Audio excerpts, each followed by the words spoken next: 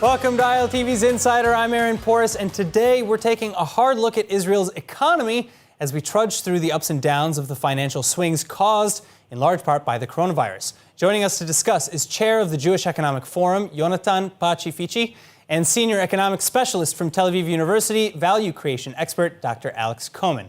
Now, to begin, before the pandemic began, Israel had been enjoying one of its strongest economies ever, with continuing growth across many sectors and a high national credit rating. But all that's changed as the Jewish state now makes its way out of its second nationwide lockdown, with roughly 1 million people or more than 10% of the workforce now unemployed. So Alex, Dr. Cohen, I want to start with you. How bad is it? What's the situation that we're seeing? The situation is very bad. I mean, the whole world is doing poorly in the sense that there's unemployment and lockdowns, etc. But the fact that we do not have a leadership, it's like an airplane in a storm, but shooting in the cockpit. So this means that Israel is going to be rated poorly globally in terms of financial management. And this is going to cost us more money because all the countries in the world are trying to get credit so that they can finance the bear market. And Israel will have to pay more because it doesn't have leadership, not economic leadership.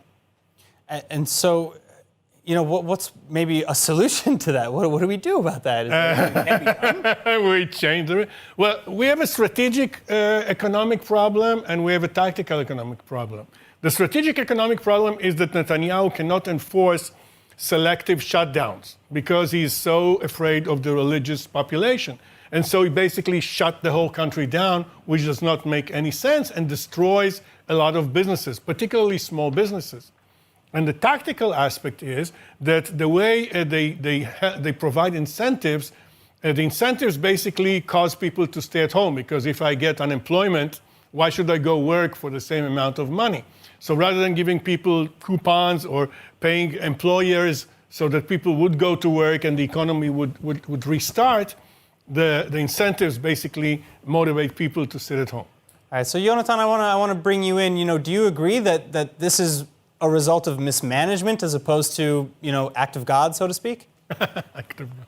I'm a bit more optimistic, to tell you the truth. I received a phone call today from top manager from one of the European countries, someone very close to one of the European governments, that asked me about the data after the second lockdown. So they are looking at Israel as really a leader in the world, also in the management of the crisis. I don't share this view that anything that Israel is doing is so bad. I do think that we have a lot to teach also to other countries. I think that the real checkpoint will be the day after. So this pandemic will end one day or the other. The issue is how the economy will kick back at that point. So looking at the problems in the order of magnitude of the next few weeks, it doesn't really impact the economy like for the next few months and years. So what will happen in a year time, 2 year time? That, I think, it's the real question today. Well, so I think that's a great question. Yeah. Well, the problem is that we cannot wait and look at the post-mortem. I mean, it would be a lot of fun to see how things happen within 2 years. I'm talking about the way things are being handled in real time. And we have strategies for that. We are in a situation called VUCA, volatility, uncertainty, complexity, ambiguity. We know how to manage such situations. And the way is to come up with measures, a broad range of measures, see which of them succeed, which of them fail, and to choose the successful ones. So you learn as you operate. But the second lockdown was nothing better than the first lockdown. So we don't have this luxury of waiting 2 years. I mean, only God has this luxury of looking back at his creation and saying, wow, it was nice, or no, let's flood it off. So we cannot just hope for the best. We need to look at it in real time. And in real time, I think the public, myself included, looks at the government with a lot of distrust, both in terms of defining the strategy and implementing it. Well, so, you know, Yonatan, I want to bring you back in again. You know, would you agree to that extent? You know, what about all the things that the finance ministry is doing maybe to keep people afloat? Do you think that that's maybe the right way to manage? We do have a political problem in this country. It's related to the political system even more than from player A or player B. So I think it's not so fair to address a government that basically pushed Israel to be one of the top economies in the world, and to say that at a certain point collapsed. It's too simplistic, and I think it's also a bit biased. I think that we do have strategic problems in terms of how this country is run, in terms of the political system stability, and the fact that, for example, today, compared to the first lockdown, the government has to basically trade for every single issue that they have to decide. On the first lockdown, we were in the interim government, and the prime minister couldn't basically anything. So I think that again, the real challenge will be what's going to happen in the next year. Well, I think to press further on that, because something that actually a lot of our viewers have a problem with and wanted us to discuss today is the bureaucracy in Israel and how that has had an effect on the economy and really in most of the things that we do here in Israel. So, would you? Well, one of the things, if you're talking about bureaucracy, Israel originally was a socialist country. And socialist countries always pride themselves with bureaucracies, with mortal bureaucracy. And in fact, if you look, there was actually today you could see charts of the gap between the government's decision to help small businesses, unemployed, etc., how much budget was allocated and how much budget was actually reached the final people. And you see incredible numbers. I mean, you see numbers of 15%, 20%, etc. The reason is that most people, and I'm talking about people who have small businesses, hairdressers, food, whatever, restaurants, people don't know how to cut their way through the bureaucracy. People don't know how to get the money that they deserve, or whether they do deserve it at all. But going back to the heart of my question, even before the coronavirus issue and the bureaucracy aside, would you maybe agree with Jonathan in that Netanyahu did play a large part in bringing Israel to its previous strength? Well, the question, I would only agree with Jonathan about history. We've had something like 7 Netanyahus. So the first 4 Netanyahus were fantastic economically. They took us from socialism to capitalism, and I salute him for that. The last 3 Netanyahus should be ashamed of themselves because they are basically impotent and they do not provide leadership in such a bad time. We do not have a budget. How does the bureaucracy and the lack of the budget, and all these issues that are plaguing Israel's economy, how does that affect, the free market or the identity really of the free market capitalist society versus a socialist society? Well, this is an aspect that the U.S. understands. In the U.S., small businesses, a hairdresser, a falafel stand, they are perceived as the starters of the economy. Because I'm a hairdresser, so I have an assistant and somebody who cleans, and they get a babysitter. So that's how the economy starts working. In Israel, small businesses are perceived to be nothing. We have 30-something ministers. Not a single one of them is responsible for helping the small businesses. So because of the bureaucracy, small businesses, even if they do deserve money, and the laws are really, really incredibly complicated, people don't know how to find themselves, how to find what they deserve in the maze of this killer bureaucracy. All right, so Jonathan, back to you. Again, talking about some of the initiatives that the finance ministry has maybe allocated in order to help, with grants or forgiveness on lending, etc. Is this going to be enough to help the Israeli on the street, the small business owner? Well, I have the privilege to talk to a lot of new immigrants to Israel. Some of them are small entrepreneurs that open shops and so on. So I have to tell you that some of them were really shocked by the level of support that they received from the government. You may say that their expectation in their origin country were not so high. But is that also anecdotal, or is that representative of the whole? Well, I certainly don't have the numbers for the whole, and I'm sure that there are a lot of people that are struggling these days. But if you compare it apple to other countries, and I'm talking to a lot of European entrepreneurs that are basically in a very bad position, and some of them even in position worse than us. My point is that Israel economy has of all the ingredients to kick back, and the flexibility of the workforce, the flexibility of the entrepreneurs, the mentality of the Israeli entrepreneurs, I think it will be a strategic asset for this country once the situation will settle down a bit. I agree about entrepreneurs, but the problem is this. Israel has a very big public sector. So employees in the public sector basically were not hurt at all because their salaries keep on going in and everything is fine. Then you have entrepreneurs. The entrepreneurs were devastated. And actually the pictures that we just saw here, where you saw those closed restaurants, you just walk the streets and you see all those signs for rent and all these businesses that are shut down. So it's not anecdotal. And we're talking about statistics. We're talking about 1 million unemployed. So about yes, Israel will, excuse me? That's about 1 in 9 Israelis. Yeah, it's incredible. And we had one of the lowest unemployment numbers in the world. We had 3% unemployment. It was a joke. So so my point is, yes, Israel will bounce back. The future is rosy. But the management in real time destroys those people with the initiative. So the people with the initiative are being hurt. The people who just go to their jobs and sit and get a monthly salary, they are doing well. So that's something that's very bad for the entrepreneurial spirit of the country. Well, so is the entrepreneurial spirit of the country really what's been damaged, or is it really just going to have to evolve with the new marketplace as it appears after COVID? So for that reason, we need to get rid of the bureaucracy.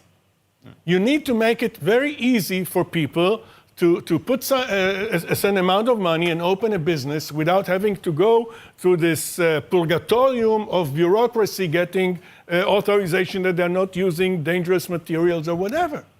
And people who need to get help should get the help. I mean, you saw on one extreme, we had this, every one of us received 750 shekels. I did not, but everybody was given, because that's where you have zero bureaucracy. On the other hand, you have infinite bureaucracy. We should find the sweet spot in the middle. Jonathan? I totally agree. There is a lot of room for improvement. I just think that let's imagine for a second how it would look like the situation in Israel if all the reforms that we did have in the last decades were not in place. So we are talking about the bureaucracy and the public sector. Let me remind you that the public sector was shrinked by the present prime minister, and he received a lot of critics for that. So I do think that we are used here in Israel to be, to judge things from a week to the other. Sometimes things are not so fast like we believe or we would like to be. I agree. It's not 100%, but it's much better than many other places in the world that I've seen. All right. Well, yeah. I would like to say something. My area is decision making, group decision making. And group decision, and so very often when you look at the final decision, you want to see the process that led to the decision, because in this situation of the COVID-19, very often you make mistakes because you don't understand, you don't know how things work. And the pressure of time is off. And the pressure of time and the uncertainty. So when I look at the decision-making process, it's terrible in the sense that many people are not included in the decision-making process. Just if you think about the head of the Israel But what about the whole idea of too many cooks in the kitchen? That you have too many opinions, too many people, too many, but then nothing gets done. Absolutely, you cannot have a carnival in the kitchen. But between 0 and infinity, there is a sweet spot. We have a coronavirus cabinet, do we not, with a finance? Well, not really. For instance, the head of Israel's central bank is not part of this process. So you see many people who are significant thinkers in this area are not included in the process. I agree. It should not be a pogrom where you have everybody run in. Well, I want to talk for a second about the rosy future, as you called it, that is likely to come. Because as we exit the coronavirus, as we exit lockdowns, as we move beyond this pandemic, however long it'll take to do that, something interesting is happening. Israel's exchange rate, as we're leaving the lockdown right now, is actually really strong. That's bad. Okay, you realize that strong is bad. So why is that bad? Because if you think about Israeli companies exporting to the world, if the Israeli currency is strong, then the products that we export become very expensive. One of the reasons, one of the things that hurt the Japanese automobile industry was the fact that the yen gained in value, and so Japanese cars became more expensive, and Korean cars took over. So you want your currency. I mean, if you're a tourist, you like to have a strong currency because your money can buy a lot of when you're a tourist. But if you're an industrialist, you want your currency to be weak. This way, your products are competitive versus other products. So that's why the Israel Central Bank is buying dollars to weaken the shekel. So, Yonatan, maybe weigh in on here. What can we do to mitigate the consequences long term? One of the reasons for this shekel situation is the fact that huge amounts of foreign currencies flow into the market. Just in the month of September, more than $1 billion were invested in the Israeli high-tech sector. So we are having stellar numbers in the tech industry, and all those dollars are basically changed into shekels, and they're pushing the shekel up. So yes, it's an issue. Well, we will have also the issue of royalties from the gas, and I sincerely hope that this will be managed in a way that will help the country to kick back. And the third issue that I think it's extremely important is the fact that we are opening new markets. So we have seen what is going on with the UAE and Bahrain, and probably more countries coming in the next few months. So I do think we have all the elements to think of a much better future. Well, so okay, you mentioned the high-tech market doing fine, and of course the new welcomed peace with the United Arab Emirates. But what does that do with respect to the wealth gap? What does that do to all the sectors that are not high-tech related in Israel? Well, in the last decades, the boom of the economy was related to the high-tech. More money coming into the market, and all the services that are around basically benefited from the boom of the high-tech economy. So there is a gap. And what I was mentioning before is that the flexibility of the Israeli market, it will allow us to be in a much better shape. So compared to what's going on in Europe, you have huge workforce that their sectors, the business sector was just erased.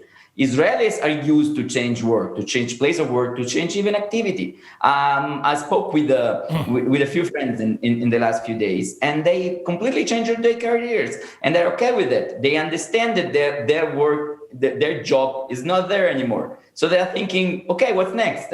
And the flexibility, the mentality of the Israelis, it will allow that. I think in this respect, we are in a much better shape than many other countries where the culture doesn't allow people to think out of the box. Yes, I agree that Israel has this agility. Also, Israel was lucky of not having heavy industries. If you think about Europe, and you think about auto manufacturers such as Fiat or Peugeot, etc., they are basically being devastated by the Far East, by Japanese and Korean automobile manufacturers. So they're really hurt big time. In Israel, I'm concerned about the gap. Yes, if you're in the high-tech industry, you make a lot of money, your life is sweet, you're pampered at lunch and everything, you're like a baby. However, if you're not in the high-tech sector, you're in deep trouble. And we also have a very big religious sector, and I really hope, the hope for the religious sector is actually women, because I've met many women from the religious sector working in the high-tech industry, which I find very, very exciting, because it basically means that the women in the high-tech, in the religious community will actually bring in a higher level of income, and they will see the big world. And I believe that they will find their world in their place in the family, because basically, if you bring in the bread. But I feel a but coming on though. No. It's just all good things there. I'm very optimistic about this being the way to open this Gordian knot and solve the problem of a big religious population that is unemployed. Still, what about again? Yeah, Jonathan. No, by the way, the same goes with a certain segment of the Arab population. I think that the new development with the Gulf countries brings also a lot of optimism for all those business people in the Arab sectors and the young people doing high tech and other in knowledge-based jobs to be a bridge to all those Arab countries that suddenly are doing business with us. So I totally agree with going on with the ultra-Orthodox, with the Haredi community, but I think we should also look at the Arab population of the country. This is a big thing. I mean, if you think about the fact that Israel is inside this big Arab world, there are many opportunities because many of the tools that work in the West, Facebook, etc., do not work in the Arab world. And we have a big population that speaks Arabic and knows the Arab world. So, for instance, I know of Israeli entrepreneurs who came up with startups for crowdfunding in Lebanon. Or, for instance, if you want to deliver a pizza in an Arab capital. I'm sorry to interrupt you, but does that mean that the peace with the UAE really may be our saving grace with this economic, crisis?